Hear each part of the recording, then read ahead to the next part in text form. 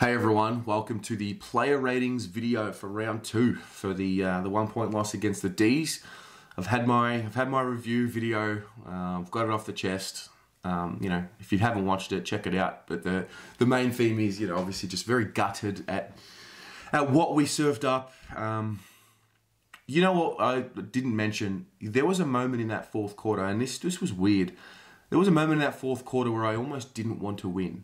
Honestly, we were romping them, running all over him, and I was like, this isn't going to feel right. It's not going to be right. We don't deserve to win. It's going to cover up all the cracks. So that was really weird. But today in this video, obviously I want to go through the play ratings, how I saw them, give them a score out of 10, see if the radar is good. And this is obviously just subjective. I want this to be more of a discussion. So at the end of the video, I'd like you to leave a comment and just talk about what you saw as well with some of these players, because we're not always going to agree, and that's the beauty of it, because everyone sees the game in a different way.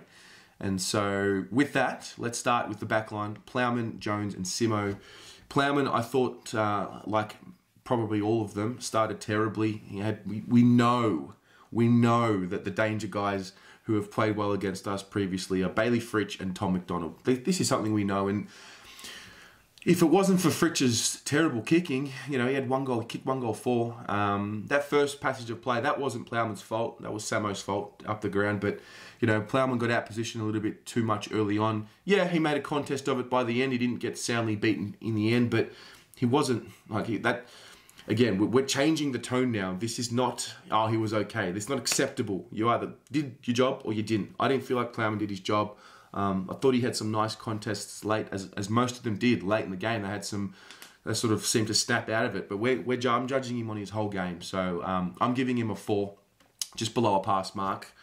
Liam Jones, I thought Jonesy was okay. I didn't find myself watching him and seeing many mistakes. You don't expect him to provide too much in terms of an offensive threat. He didn't have a lot of the ball, but again, defender, you don't expect that much from him. I thought he did his job last night, so I'm going to give him a pass mark. I'm going to give him a 6. I'm going to give him just above. I did think he did his job last night.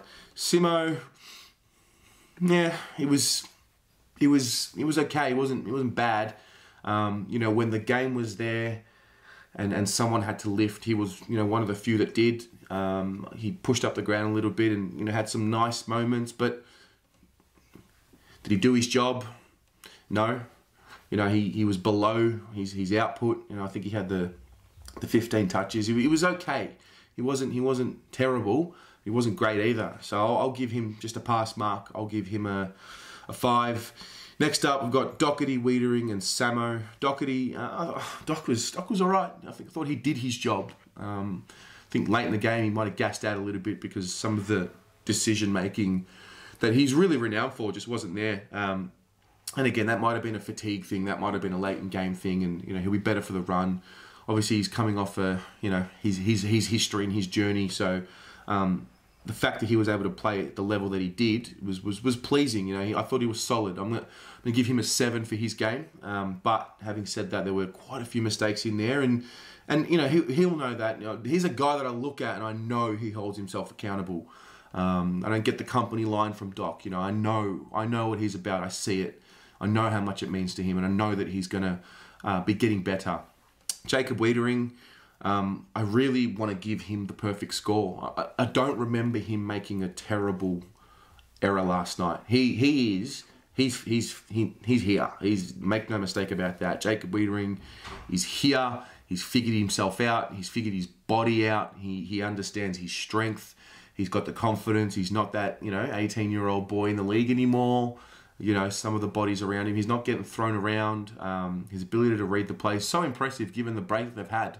And a lot of talk was made about the spatial awareness of the game and how that was going to be something that will come a little later. But he looked unbelievable last night. He's a very, very good defender, and what I like about him is he shuts his opponent down. He doesn't. You don't see him. You don't see your opponent, and then as the game goes on, you start seeing this kicking. Some of the kicks last night were Shannon Hearn-like. There's something there, and he'll build off that, no doubt. But we go to Geelong next week, and the last thing I'm worried about is Tom Hawkins. Seriously, The last thing I'm worried about is Tom Hawkins.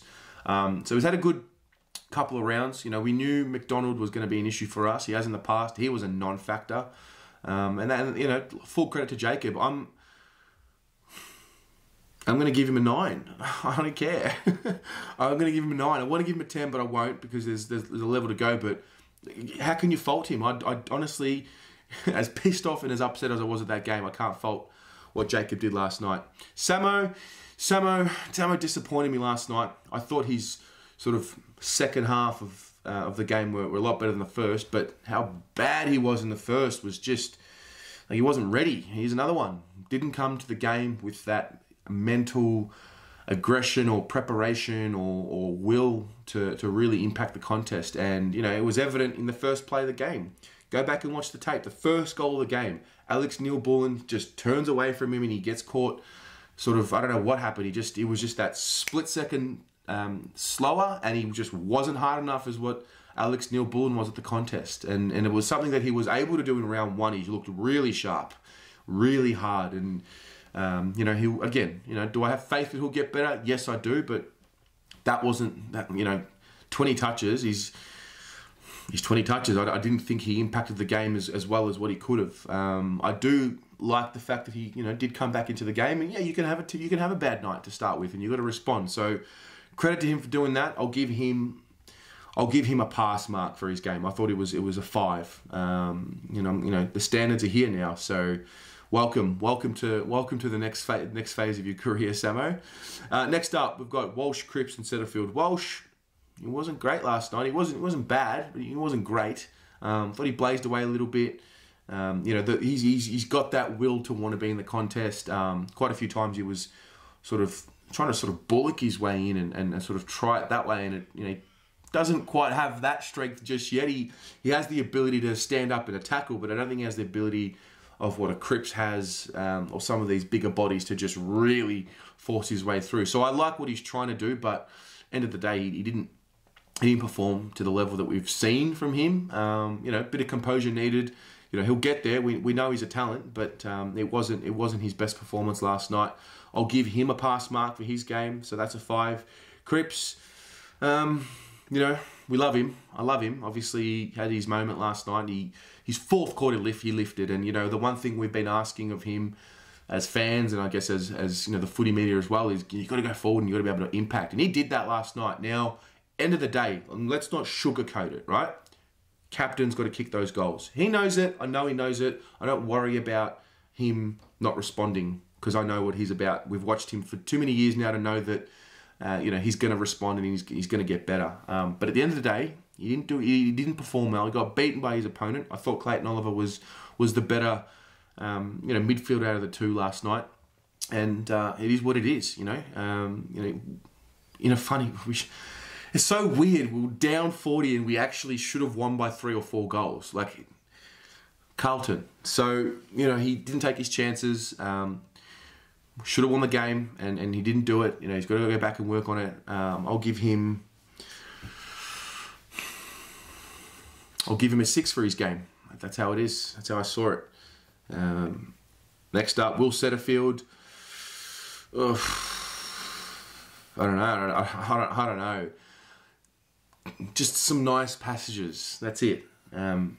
Ability to impact on the contest. Yeah, there were some chains in the link where he was okay with his hands, but it's not good enough. It's not. You know, we need to see one of these type of guys, and we're going to get to him. We're going to get to Cunningham. We're going to get to Nunes. We're going to get to Lang. We're going to get to some others, but we need to see a next level here, and I haven't seen a next level in the 2 games that we've played this year from Setters. I haven't seen a next level. He was better than round 1, because if you go back to round 1 where he was abysmal, it was better than round 1. He did get his hands on the ball a bit, didn't use it overly well, but you know, he puts himself in that danger spot. Not necessarily of being dropped. He might. I'm not sure who's, you know, how the reserves went, but he wasn't great last night. I'm going to give him. I'm giving him a 4. Yeah, he's got to impact more for me, honestly. He's got to impact more for me. That's how I saw it. Next up is Mitch McGovern, Casbolt, and Martin. Mitch McGovern, there is a lot of work to do there. Came out on that radio breakfast show, I can't remember which one it was, talked about how the break was great for him compared to last year because he was behind the 8 ball. And if we're going to be brutally honest, he doesn't look in as good a condition as what he did at the end of last season. Let's just call it for what it is, yeah? Let's not beat around the bush. People want to talk about why we shouldn't talk about his contract. Fuck no. That's an investment. We made an investment in a player, a serious investment in a player, and we're getting, this is our investment and this is our return. It doesn't match up. The pressure's going to come. You know, he's in the prime of his life. He's in the prime of his life. He's not, he talks about he's a smart footballer and he knows his role. Well, he wasn't smart enough to know where he needed to be in the first half. He had some moments in the second half, but I see a guy who's just, I don't know.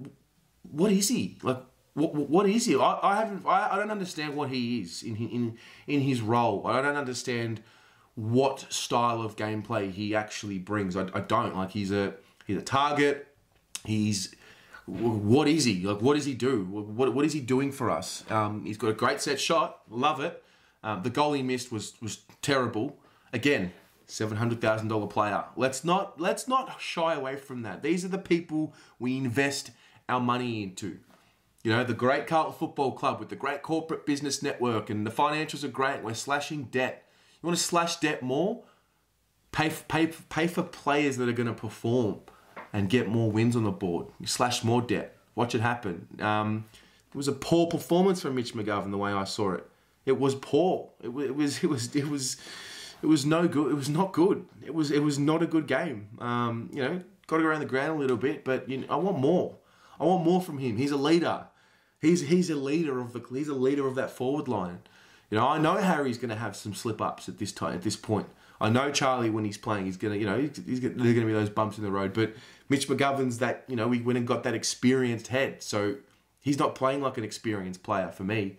I'm giving him a 3 for his game. Casbolt, another one that took a while to get into it, as a lot of them did. He kicked a goal. He took a few marks around the ground. He, straightened us up a little bit at times. But, let's be brutally honest. It wasn't a great game. It was what it was. I'm giving him a 4. Jack Martin, probably got to play him a little bit more on the midfield, to be honest, or on the wing. He, and again, a lot of the forwards who were getting these low scores, that first quarter, they're one of the few people on the ground that can say, well, it depends on those mids to get me the ball. So I'll cop that, no worries. But Jack Martin, I thought he was just wanting to will himself into the contest, and he could just feel he didn't get the opportunity. But when he pushed up the ground a little bit, got on his bike, goodness me, he wants to go. I like it. He wants to go. Now, didn't get a lot of the ball. I think he had 11 touches, kicked 2 behinds. So it wasn't a great game. But I saw the will and the endeavour from him. The way he attacked the ball at speed, the way he hit some contests with the tackles that he made. I think he had the 5 tackles. So he led the team with Gibbons with 5 tackles. It was an okay game. I'm going to give him a 5. It was a pass mark for me. He's got to take his opportunities, kick some goals, and maybe that bumps up a little bit. Next up, Eddie Betts, Harry Mackay, David Cunningham. Eddie Betts, it was good to have him back. Obviously, you could see the energy he creates. There was a little toe poke that he did to, I think it was Gibbons, who kicked the goal, and that was, that's what he brings, the energy and the ability to create something from nothing. But overall, he was, 8 touches, kicked a goal, 2 behinds. He was around, but this is what we're going to get. I don't think we're going to get much more from him. 2 or 3 shots on goal. He might get his 8 to 10 touches. That's generally what you're going to get from Eddie Betts. I'm going to give him a pass mark. I kind of feel bad giving him a pass mark because we were putrid last night. No, I'm not. I'm going to give him a 4. Got to give him a 4. Need more from Eddie. Need him to kick more goals. 1 goal, 2. That's got to be at least 2 goals, 1. So yeah, I take that back. I'm going to give him a 4. But it's great to have him back. Harry, another one. Relieved to have him back. You can just tell, his ability to crash the packs. He's not going to mark everything. He marked quite a few last night. He looked solid. I liked him at moments, but you can tell he needs to work his way into the season, and that's okay. I'll cop that.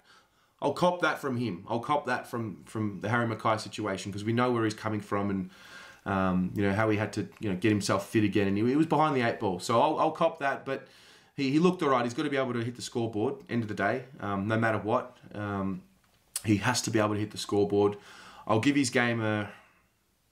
I want to give him a 5. I'm going to give him a pass mark but I feel like I'm being hypocritical if I give him a pass mark. So whatever, it's one of those weeks.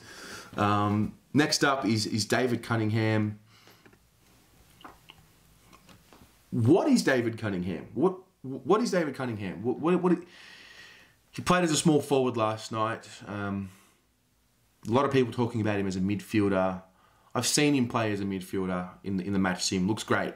But there's you never want to question a player's will and want, but when I watch David Cunningham play, I don't see a guy who really wants to will himself into a contest. He can look nice, and that goal he kicked on the run, he picked it up, great, flashes, let's give him a 3-year deal, we'll wait 28 minutes to fucking announce it on a Facebook Live because we're so innovative as a Carlton, as a digital team.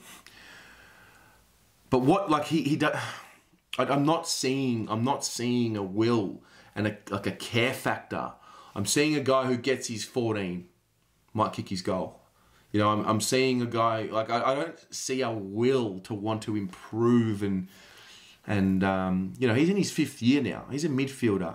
Wiedering's taken a little bit. He's had sort of his ups and his downs and his learning moments to get to where he is today. And Cunningham's in his 5th year, and he's a midfielder. And where's he going to get to? What's his ceiling? How much better is he going to get? Is he going to become a midfielder? Is he going to stay as a small forward? I don't know. And so he's a really weird one for me. I don't know what he is. I don't know what we want to do with him, and I don't know if he knows what he wants to do. That's the impression I get when I watch him play, and that's just brutally honest. I don't understand. I don't get a real intensity about him at all.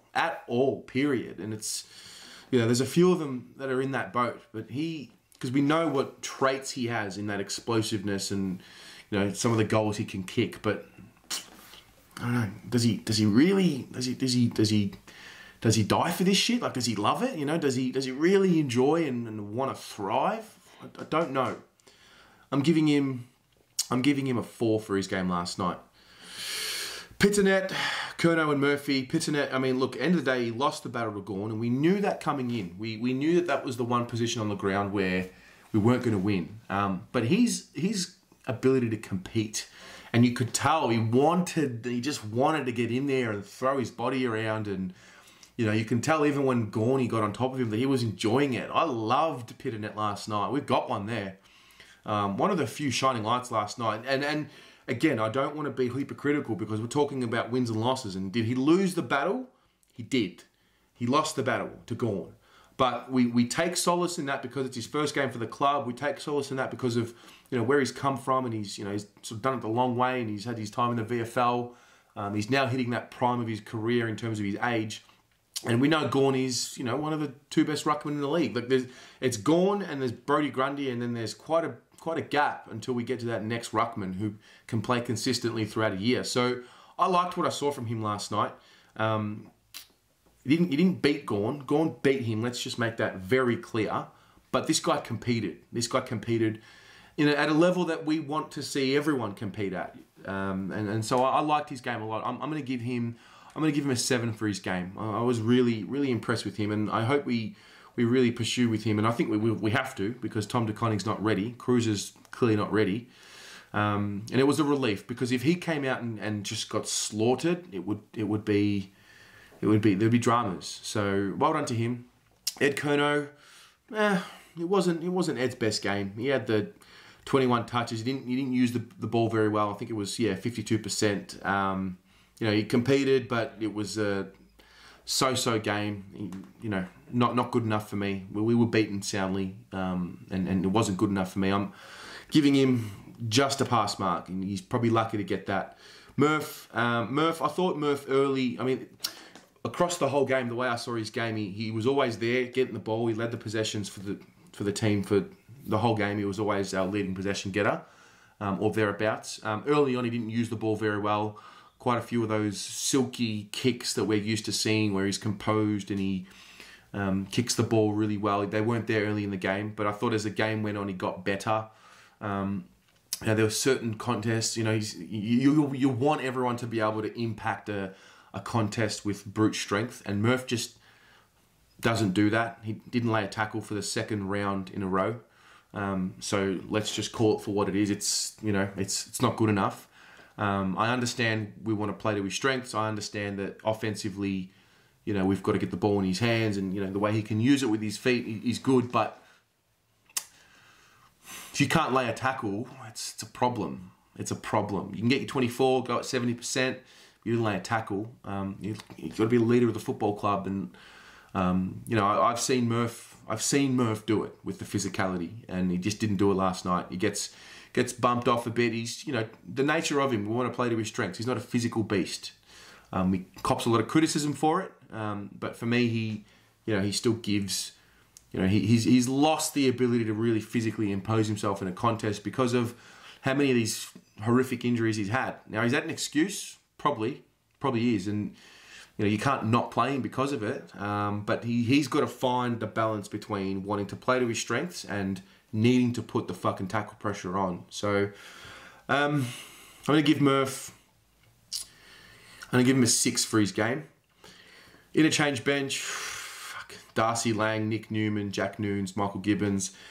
Darcy Lang, well, hope you enjoyed your time at the Carlton Football Club. He can't play again. Cannot play again. There's levels where you are below everyone else, and then there's him. He had his nice goal, set one up, but ball didn't go down the forward line early on. I get that. Couldn't get into a groove, but what's his position in the club? We kept him on. Why? What are we seeing there? What is he going to become? What are we investing our time in him to become? These are the questions I want to know, because I don't know. I don't know what he brings. I don't want to be disrespectful to anyone, but what's he bringing to the team, and where's the future going to come from him? I don't know. I've lost full confidence in him, and he probably has as well. I'm sure he knows sort of how much he's not, not that he's not respected, because everyone's respected as a footballer, but he doesn't get the attention. He sort of, you feel like he doesn't have any confidence in himself, maybe. But you sort of, to get confidence, you've got to show something and work at it. And I'm sure he's a good athlete. I'm sure he trains hard, but he's just not able to impact on a game. And I don't see how he can play next week, personally. I just don't. Happy to chat about it, but I don't see how he can play. I'm giving him, what do you have? He had 4 touches, kicked a goal. I'm giving him a 2. He was a non-factor for me last night. Nick Newman, for the second round in a row, I can't give him a rating. That's a terrible injury. Terrible injury. He's important to us and the way that we play, his aggression. He's a guy that I look at, who Dave Cunningham and Darcy Lang, who I just spoke about, should look at. He's a guy that plays with a real want, and that's a shame when you lose one of them. We know that Williamson is there waiting for his opportunity. He gets it now, but that doesn't take away from the fact that it's a horrible situation for Nick Newman, and wish him all the best. Hopefully he can get back, and hopefully his mental is good, because he's done it tough. It's been a tough time for a lot of these players, and injuries are going to compound that. So no rating for him. Jack Noons, can anyone, because I'm not seeing it. I'm not seeing it. I'm not understanding it. Maybe I've got some layers of footy to watch before I understand. What are we doing with Jack Noons? What's the plan here? What's the mindset here of what he's bringing to us? Because he's not quite Nick Newman in his ability to want and impose himself. He lays a few tackles here and there, and he wraps his legs around, and you can tell, he really wants to get in there. But what's he bringing? I don't know. was a baffling one for me why we got him in the first place. It was almost like we targeted him as well, the way like we specifically went after him. I don't know. I don't know what he's bringing yet. I haven't seen it. Maybe I need to wait. Maybe I need to see him play 4 games. But no, there's enough of this fucking waiting and, you know, he's going to be all right. No, I'm getting Kerridge, Graham. I'm getting those kind of vibes from him. Like those, yeah, he'll just sort of fill that 22nd or 21st spot. And I'd rather play Lockie O'Brien. Maybe Lockie O'Brien has done something at training. Maybe he's just not ready. But I'd rather have someone that can play that you can give an out and you can say, oh, maybe he's got some work to do than a guy who's in the prime of his career who I don't see it. I don't see it. Please correct me if I'm wrong. Please let me know what you see in Jack Noons if I've missed something. But I don't understand what's happening there and what we're doing with that selection. So he gets a 2. And the last one is Michael Gibbons. He was probably the other shining light on the game. The guy's won 2 JJ Liston medals, and you know we played him as a fucking forward for a long time. This guy's a midfielder. Put him on the ball is what I say. I like him at the ball. He's got natural football instincts. He's come from a background where it hasn't been given to him. He's had to earn his way through, and you can tell. You watch him speak. You can tell he's grateful for his opportunity and the way he plays.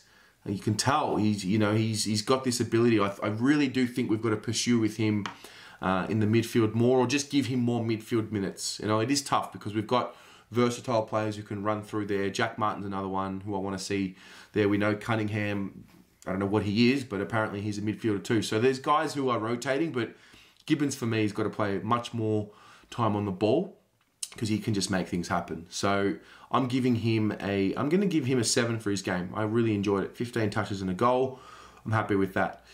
Those are my player ratings. It's good to be back. I actually already feel better having got it all off the chest. What about you? What did you see? I'm really keen to get into this with you guys. Any ratings that you saw differently? I think if you sort of give a rating that's 1 point off, it's probably okay. But 2 or 3 points off, then we've seen different games. And I'm really keen to engage with that with you and understand what you saw. Let me know in the comments below. And as always, go the Mighty Blues.